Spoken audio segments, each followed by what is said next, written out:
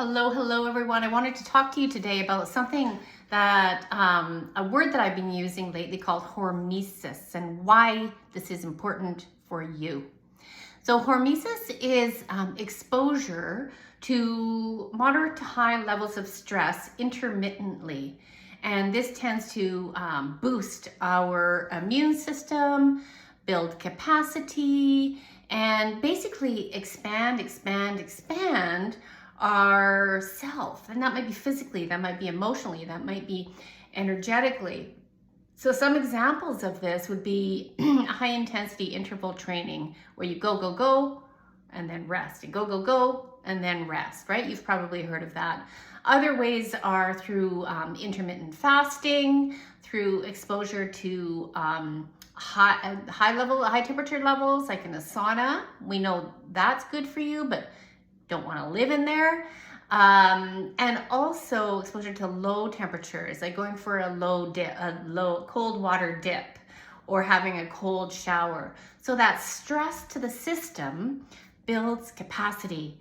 Now we here in the world, in the Western world, have become very comfortable. We turn up our heat, we turn up our air conditioning so we can keep this organism nice and comfy. And we may feel the safety in that, but there is a stagnancy to that as well that keeps us stuck. And at the very extreme levels, it can actually be a slowing down or a freeze or a flight state and avoidance. So other ways you can kind of boost your capacity is through eating colorful, cruciferous vegetables, like crunching on a raw carrot. And the way I work with hormesis is through breath work. So intermittently, really intense breath work followed by a resting phase. Okay, so the two keys you need to know is this.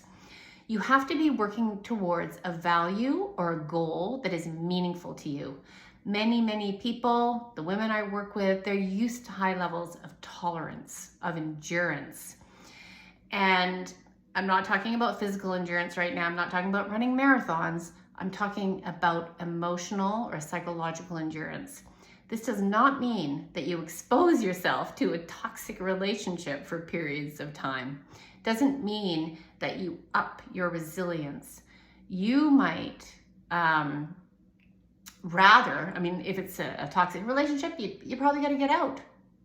But it doesn't mean that you put up with going to a hairdresser that you really don't like. You don't have to expose yourself to that. If you don't feel good after, no, you get out. This is why it's really important to know, is this meaningful to me? Is this something I value? And if you want to expand your emotional capacity, that would mean exposing yourself to some of those emotions and sitting with them, like anger and guilt and shame, and eventually becoming desensitized to them, or actually emptying out, emptying out the stuckness. So so it has to be something that means something to you. And the second thing is that you have to start from a baseline of safety.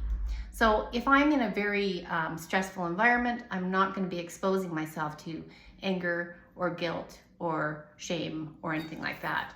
Or if I'm in a toxic relationship, I'm not going to start doing that emotional work until I've got some safety and balance in my nervous system and in my environment. So hormesis, absolutely essential, as long as you start from a base of safety and you're working towards what means something to you. And you are the only one that can figure that part out. Only you know what's valuable to you. Hope this is helpful, and I hope you join me in some of my upcoming breathwork journeys.